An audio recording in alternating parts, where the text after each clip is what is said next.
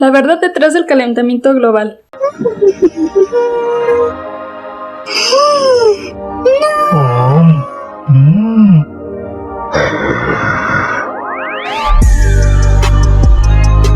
Actualmente el planeta se encuentra amenazado por el enorme crecimiento de la población humana, que busca satisfacer sus necesidades a costa de la explotación de recursos naturales. ¿A qué costo?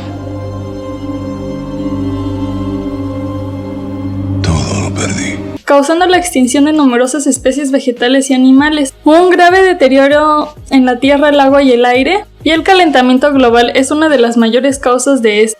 Sin embargo, hay muchísima gente aún que defiende la inexistencia de este. Usted no aprende, ¿verdad?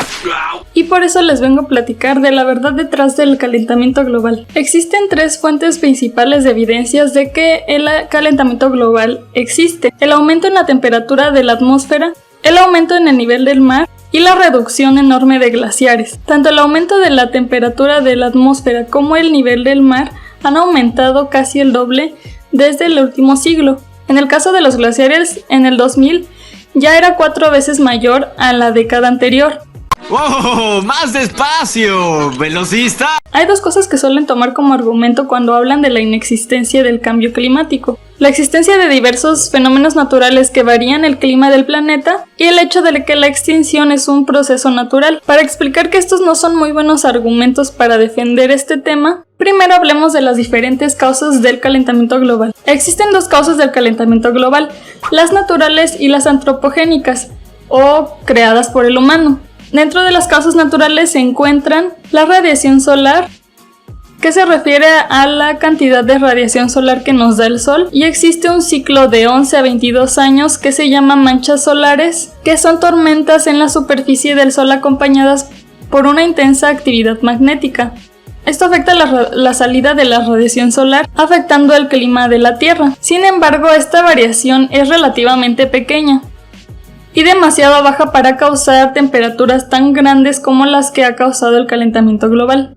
Otra es la actividad volcánica. Los volcanes emiten grandes cantidades de ceniza que pueden permanecer en la atmósfera durante largos periodos, bloqueando la radiación solar y reduciendo efectivamente la entrada de luz solar a la Tierra, lo que provoca un periodo de enfriamiento. Otra es las órbitas de la Tierra. Milutin Milankovic, astrónomo y matemático serbio, sugirió que las variaciones en la órbita de la Tierra afectaban tanto la cantidad como la distribución de la luz solar que recibe la superficie de la Tierra, los llamados ciclos de Milankovitch, que son causadas por tres fuerzas: cambios en la forma de la órbita de la Tierra alrededor del Sol, llamada excentricidad; la inclinación de la Tierra sobre su eje, oblicuidad; y el bamboleo del eje de la Tierra, precesión. Esto afecta directamente en la temperatura que podría tener la Tierra por la lejanía o cercanía que llega a tener con el Sol. Otro fenómeno natural importante es el papel que tienen los océanos sobre la temperatura del planeta. Los océanos cubren el 70% de la superficie, lo cual hace que retenga muchísimo más calor que la superficie terrestre. En este caso existe un ciclo de 3 a 6 años llamado el Niño Oscilación del Sur, o ENOS, que tiene una fase cálida conocida como el Niño y una fase fría, conocida como la Niña. Cuando hay fuertes vientos desde el oeste, las temperaturas ecuatoriales disminuyen y comienza la fase fría, conocida como la Niña. Cuando hay menos vientos fuertes, las temperaturas superficiales del mar aumentan y comienza la fase cálida, llamada el Niño. Tienen un gran impacto sobre el clima regional, a menudo con consecuencias desastrosas. Suele traer inundaciones a algunas zonas y sequías a otras. Se cree que a medida que se acumule más el calor en el océano, este fenómeno se va a volver más extremo. O sea, los huracanes, las inundaciones, todo lo que tenga que ver con este fenómeno podrían llegar a ser mucho más fuertes de lo que ya son. La temperatura de nuestro planeta ha experimentado ciclos predecibles de calentamiento y enfriamiento a través de los años. Por ejemplo, los ciclos glaciales. Cuando el planeta se enfrió enormemente, sucedió por los cambios en la órbita de la Tierra alrededor del Sol, y luego creció por las concentraciones de dióxido de carbono y metano en la atmósfera por la actividad volcánica, que provocó un efecto invernadero. El efecto invernadero es un proceso natural que siempre ha existido, donde ciertos gases presentes en la atmósfera retienen parte de los rayos generados por la superficie terrestre, tras ser calentada por el Sol. De este modo la temperatura debería mantenerse, digamos, equilibrada, a un nivel adecuado. El dióxido de carbono se libera de manera natural por plantas, por microbios y por animales en general.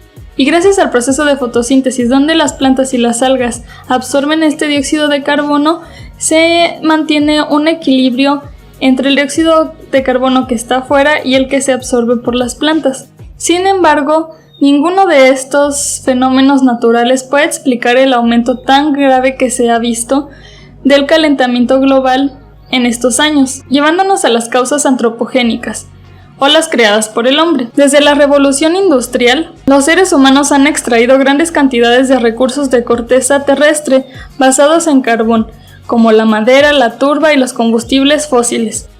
Una vez los extraen, los humanos los queman, al utilizarlos como energía en fábricas o carros y demás. Cuando esto se quema, genera una reacción de combustión, donde el combustible reacciona con el oxígeno que ya se presenta en la atmósfera, lo cual nos lleva a un ciclo natural un poco desequilibrado, ya que la cantidad de plantas y algas que hay no son capaces de absorber la gran cantidad de dióxido que se encuentra en la atmósfera, debido a todos estos fenómenos naturales y también a las causas antropogénicas. La quema de combustibles fósiles no es la única causa de aumento en gases invernadero. En gran medida, el cambio climático se ha acelerado por las prácticas agrícolas y la deforestación. De hecho, las prácticas agrícolas son la mayor causa del aumento en gases invernadero. Estas producciones incluyen tanto las animales como las de las plantas. Y si a esto le sumamos la deforestación, que en gran parte está relacionada con la actividad agrícola al necesitar más tierra para extender los cultivos, nos quedamos en una gran parte de purificación del ambiente, a quitar una gran parte de la vegetación que nos podría estar ayudando a regular el ambiente. La concentración del CO2 en la atmósfera se mide por partes por millón,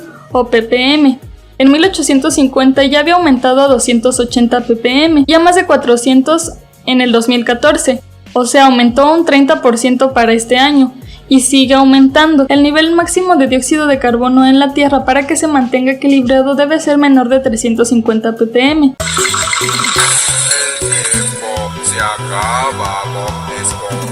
Ahora hablemos sobre la extinción. Muchos argumentan que es un proceso natural, y a pesar de que esto es cierto, pasa lo mismo que con el calentamiento global. Existen diferentes causas por las cuales se puede dar una extinción, ya sea por algún fenómeno natural como pasó con los dinosaurios, o porque tal vez no tienen suficiente variabilidad genética que los vuelve vulnerables a enfermedades o factores ambientales externos. Pero si a esto le sumamos todas las variantes que ha puesto el humano, como la caza o la destrucción de los hábitats, pues se vuelve algo muchísimo más masivo que si fuera de la manera solo natural. La realidad con frecuencia es decepcionante. Todo esto se puede comprobar a través de las mediciones que se han hecho desde el siglo XX. A través de los años han surgido diferentes maneras de medir estos parámetros, haciendo mediciones en el suelo, haciendo mediciones desde los satélites, hasta tener estaciones meteorológicas enteras. Estos suelen darnos datos un poco más actuales, pero también existen algunos métodos que nos dan datos de climas antiguos o paleoclimas de hace miles de años, como los núcleos de hielo, que son cilindros de hielo que se sacan de los glaciares, que contienen gases atmosféricos en forma de burbujas de aire dentro del mismo.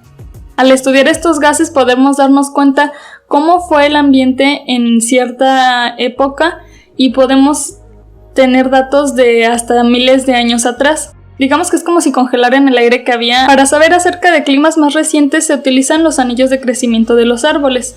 Estos anillos tienen información única que nos ayudan a saber también cómo fue el clima en ese entonces. Cada año entre primavera y otoño las células de los árboles se dividen en la corteza, formando estos anillos. Esto nos da información de la temperatura, porque cuando hay altas temperaturas y mucha humedad, el árbol suele crecer más rápido que cuando hay bajas temperaturas y climas muy secos. Así que el calentamiento global es real. Y la mayor causa de esto es el humano. No estoy en peligro, Skyler. Yo soy el peligro. Hay muchísima evidencia de esto, e incluso hay muchísimos documentales. Les recomiendo ver en Netflix, está una serie que se llama Chasing Ice. Ahí pueden ver cómo los glaciares van disminuyendo en prácticamente una década y es grandísimo el cambio que hay. También hay otro que se llama, no me acuerdo cómo se llama, pero es sobre arrecifes, que yo creo que lo más seguro es que les aparezca cuando terminen de ver el de Chasing Ice, pero también habla de cómo se ha deteriorado por el calentamiento global. Y también el análisis de Al Gore que se llama Una verdad incómoda, está muy padre también porque pues explican cómo todos los medios de comunicación y cómo han usado los medios de comunicación e incluso a pues figuras públicas para desmentir la existencia del calentamiento global, cuando en realidad pues es más que evidente en estos tiempos que es cierto, ¿no? Y bueno, obviamente detrás de todo esto hay un movimiento ambientalista de un colectivo muy grande de personas que luchan porque todo esto cambie. Los invito a sumarse a este movimiento que, aunque a veces pareciera que no se hace gran cosa, la realidad es ha cambiado muchísimo la perspectiva de lo que se puede esperar, y pues la realidad es que al final nos compete a todos. Todo terminó, señores. No tenemos escapatoria. La tierra es nuestro hogar y pues la tenemos que cuidar, y pueden hacer cosas muy simples cambiando ciertos aspectos de su vida con los que pueden mejorar no al 100% la situación, pero sí un poco. Después les hablaré un poco más de las opciones que se pueden hacer, pero pues así a grandes rasgos hay muchas maneras de cambiar tu alimentación, tu manera de transportarte, la luz que utilizas. Hay muchísimas maneras en las que puedes reducir tu huella ecológica sin hacer tantos cambios drásticos en tu vida, que pues al final nos ayudan a todos a seguir mejorando la situación.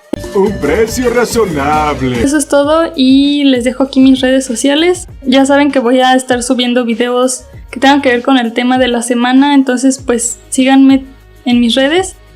Ahí voy a estar subiendo consejos también acerca de cómo reducir tu huella ecológica, y pues si tienen alguna duda, algún comentario o algún tema del que les gustaría hablar, déjenmelo en los comentarios y pues nos vemos.